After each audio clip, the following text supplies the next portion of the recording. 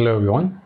So ఈరోజు TET గురించి ఎస్పెషల్గా ఎస్జిటి ఎవరైతే ఎస్జిటికి ప్రిపేర్ అవుతున్నారో వారికి కావాల్సిన టెట్కి సంబంధించిన నోటిఫికేషన్లో ఇంగ్లీష్ లాంగ్వేజ్ టు ఇంగ్లీష్ ఏదైతే ఉందో సో దానికి సంబంధించిన సిలబస్ గురించి డిస్కస్ చేద్దాం. రైట్, మనకు తెలుసు ఇంగ్లీష్కి 24 మార్క్స్ టెట్లో. అంటే త్వరలో టెట్ నోటిఫికేషన్ రాబోతుంది కాబట్టి దాని యొక్క సిలబస్ మరియు ఆ సిలబస్ యొక్క ప్రణాళిక అంటే ఎలా ప్రిపేర్ అవ్వాలి, ఎలా ప్లాన్ చేసుకోవాలి అనే దాని గురించి రైట్ ఈ వీడియోలో డిస్కస్ చేద్దాం. మనం టెట్ ఇంగ్లీష్కి ఎన్ని టాపిక్స్ ఇచ్చాడు ఇందులో అంటే 10 టాపిక్స్ ఇచ్చాడు. రైట్, ఫస్ట్ టాపిక్ ఏంటి?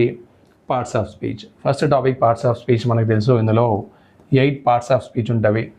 ఆ 8 పార్ట్స్ ఆఫ్ స్పీచ్ని రైట్ థరోగా నౌన్ టు కంజంక్షన్ ఇంటర్జెక్షన్ వరకు ప్రాపర్గా మనం ప్రిపేర్ అయినట్టయితే సో ఈజీగా మనం ఈ పార్ట్స్ ఆఫ్ స్పీచ్ టాపిక్ నుంచి మార్క్స్ని స్కోర్ చేయగలుగుతాము. రైట్, నెక్స్ట్ వచ్చేసి ఏంటి? టెన్సెస్. టెన్సెస్ అనేది చాలా ఈజీ టాపిక్ యాక్చువల్గా. మనం ఎందుకంటే మ్యాక్సిమం ప్రిపేర్ అవుతున్న వాళ్ళు గ్రాడ్యుయేషన్ చేసి ఉంటారు కాబట్టి 10th ఇంటర్ చదివే ఉంటారు. మనం 10thలో కూడా ఈ రూల్స్ని బై హార్ట్ చేసాము, మరియు ఇంటర్లో కూడా దీని యొక్క రూల్స్ని బై హార్ట్ చేసాము. బట్ ఇప్పుడు చేయాల్సింది ఏంటి? సింపుల్, జస్ట్ ఓన్లీ రివిజన్ చేయాల్సి ఉంటుంది. ఒకసారి దాన్ని పరిపూర్ణంగా అంటే థారోగా కాన్సెప్ట్ని అర్థం చేసుకొని దాన్ని ప్రాపర్గా రివిజన్ చేసినట్టయితే టెన్సెస్ని మనం ఈజీగా నేర్చుకోగలుగుతాం. సో టెన్సెస్ అనేది చాలా ఇంపార్టెంట్ టాపిక్. ఎందుకంటే టెన్సెస్ నేర్చుకోకుండా మనం ఏ సెంటెన్స్ని కూడా అనలైజ్ చేయలేము. ఆ సెంటెన్స్లో what is subject, what is verb, what is object అనేది తెలియాలి. వాట్ ఈజ్ సబ్జెక్ట్ కాంప్లిమెంట్, ఆ సెంటెన్స్ స్ట్రక్చర్ ఎలా ఉంది, అది ఏ టెన్స్లో ఉంది అంటే అది ఏ టైం పీరియడ్లో ఉంది అనేది తెలియాలి. అంటే మనకు ఫస్ట్ ఏం తెలియాలి? టెన్సెస్ తెలియాలి. అంతేకాకుండా మళ్ళీ టెన్సెస్లో ఏంటి? 4 టైప్ ఆఫ్ సెంటెన్సెస్ ఉంటాయి.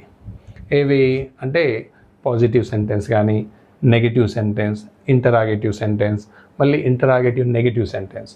ఆ 4 టైప్ ఆఫ్ సెంటెన్సెస్ని కూడా ప్రాక్టీస్ చేయాలి. పాజిటివ్, నెగిటివ్, ఇంటరాగేటివ్ మరియు ఇంటరాగేటివ్ నెగిటివ్. సో ఈ సెంటెన్సెస్ని ప్రాక్టీస్ చేయాలి. And coming to the types of sentences. మనకి తెలుసు టైప్స్ ఆఫ్ సెంటెన్సెస్ అంటే ఏమనుకుంటాం మనం? Assertive, interrogative, right, imperative, exclamatory. వాటితో పాటు సింపుల్, కాంపౌండ్, కాంప్లెక్స్ అనే టైప్స్ ఆఫ్ సెంటెన్సెస్ ఉంటాయి. వాటిని కూడా మనం అర్థం చేసుకోవాలి. సింపుల్, కాంపౌండ్ మరియు complex types of sentences.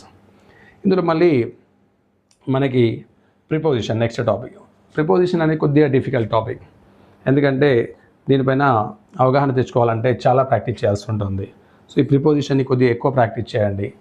Articles అనేవి ఏంటి? ఈ ప్రిపోజిషన్లో ఏంటి అంటే కొన్ని వర్డ్స్ అనేవి టైంని తెలుపుతాయి, కొన్ని ప్లేస్ని, మళ్ళీ కొన్ని కాంపౌండ్ ప్రిపోజిషన్స్ ఉంటాయి.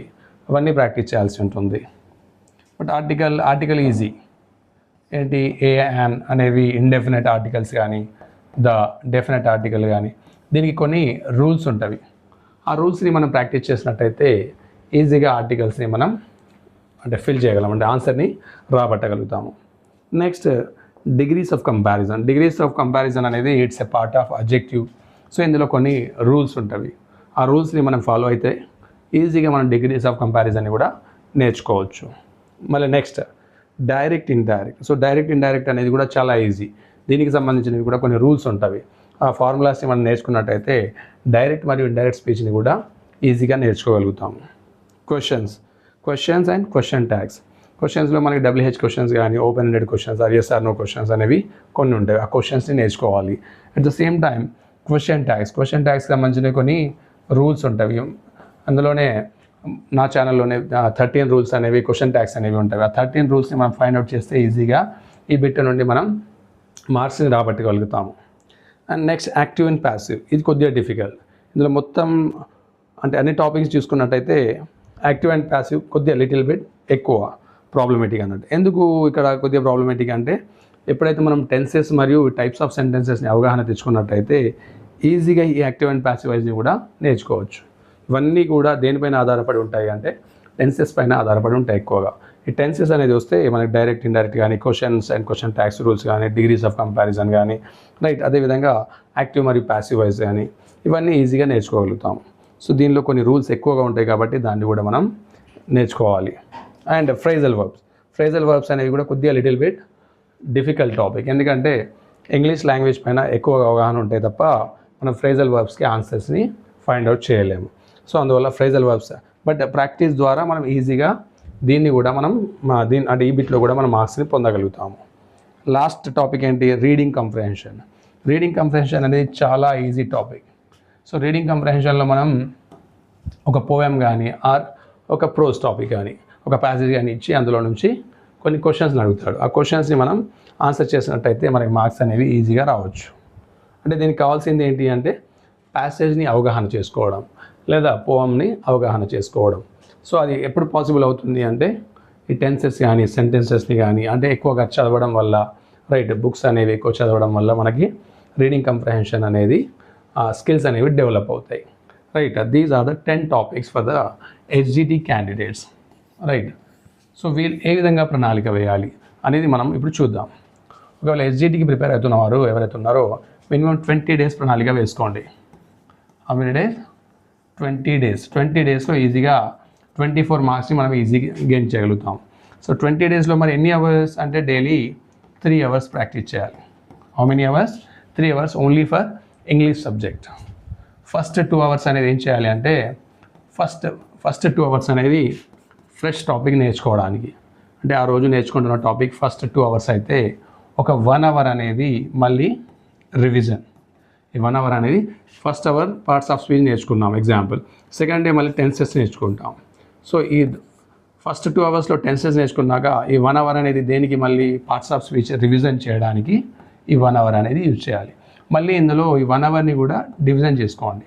ఫస్ట్ హాఫ్ అన్ అవర్ అనేది రూల్స్ అండ్ రెగ్యులేషన్స్ చదవడానికి అయితే మిగతా హాఫ్ అన్ అవర్ అనేది ప్రాక్టీస్ చేయడానికి అన్నట్టు పెట్టుకోవాలి. అంటే ప్రాక్టీస్ చేయాలంటే ఏం కావాలి మనకి అంటే ప్రాక్టీస్ పేపర్స్ అనేవి ఎక్కువగా ఉండాలి. మనకి తెలుసు ఇప్పుడు నెట్లో, రైట్, గూగుల్లో n number of practice papers you will get it, right?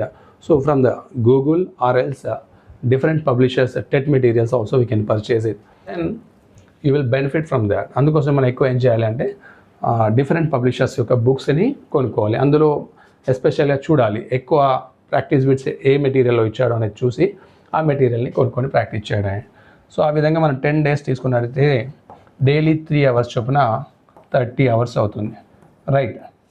So ఆ తర్వాత 10 డేస్ రిమైనింగ్ 10 డేస్ ఏం చేయాలి అంటే to learn these all the structures and for practising we have to spend 3 hours of time every day. ఆ విధంగా 20 డేస్లో మనం daily 3 అవర్సే ప్రాక్టీస్ చేసినట్టయితే how many hours? 20 into 3 60 hours. 60 అవర్స్లో మనకి ఎన్ని మార్క్స్ స్కోర్ చేయొచ్చు అంటే 24 మార్క్స్ని ఈజీగా స్కోర్ చేయొచ్చు. అంటే ఒక్క మార్క్ కూడా మనకి మిస్ కాము. సో మిగతా 6 మార్క్స్ మనకు తెలుసు పెడగాజీ ఆర్ మెథడాలజీ. సో దానికోసం మిగతా 6 మార్క్స్ ఉంటుంది, రైట్? బట్ మనం ఫోకస్ చేయాల్సింది ఏంటిది అంటే గ్రామర్కి సంబంధించిన 24 మార్క్స్ ఏవైతే ఉన్నాయో దాన్ని మనం స్కోర్ చేయడానికి టార్గెట్ చేసుకోవాలి, రైట్? ఈ విధంగా ప్రణాళికలు వేసుకోండి. సో ఈ విధంగా 20 డేస్ ప్రణాళికలు వేసుకున్నట్టయితే అంటే దీనికి సంబంధించిన టాపిక్స్ ఏవైతే ఉన్నాయో టాపిక్స్ మరియు MCQs డైలీ యూట్యూబ్ ఛానల్లో మన ఛానల్లోనే దీనికి సంబంధించిన వీడియోస్ని అప్లోడ్ చేస్తాను, రైట్? దీనికి సంబంధించిన every topic you learn it and at the same times practising also more important, right? ఈ 10 టాపిక్స్ని మన యూట్యూబ్ ఛానల్లో మనం చూడొచ్చు.